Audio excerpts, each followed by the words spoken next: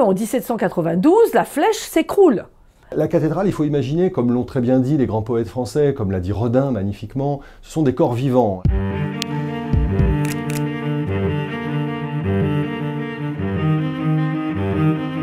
C'est un palimpseste qui a montré à travers le temps la résistance d'une idée plus forte que les circonstances, plus forte que les hommes.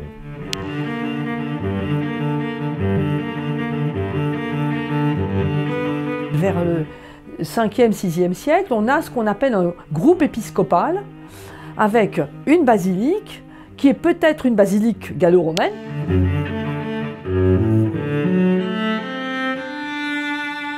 La cathédrale se construit, se reconstruit, elle est toujours en chantier. Quand on termine la façade, il faut attaquer le chevet. Quand on a fini le chevet, il faut faire le transept. Et il y a cette espèce de longue histoire du chantier qui va recommencer demain matin.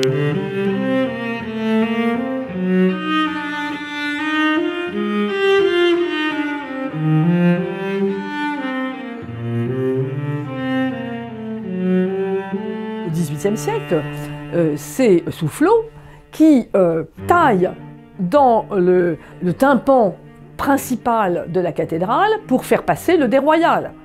Donc le Moyen-Âge est oublié, le Moyen-Âge est vilipendé, c'est un temps obscur face à la rationalité, si vous voulez, du siècle des Lumières.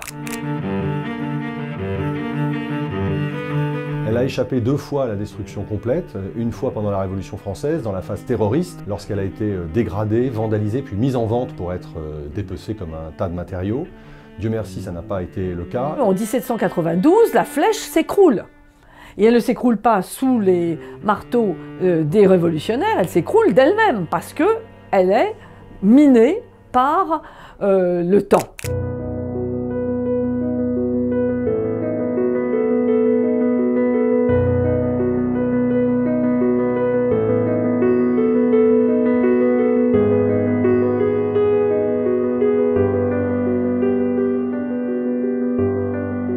Il faut rendre un coup de chapeau à cet homme qui restaure dans une perspective idéaliste du XIXe siècle. C'est, comme je le dis toujours, la cathédrale idéale qu'il veut mettre en place et au bout du compte, il retrouve l'esprit médiéval. Et puis elle a été menacée par les communards qui en 1871, dans les grands incendies qu'ils ont allumés pour mettre le feu à Paris, capitale de la bourgeoisie réactionnaire, comme ils disaient, ont entassé les chaises de la nef et mis le feu. La cathédrale a été sauvée à ce moment-là par les élèves de l'Hôtel-Dieu qui étaient à côté.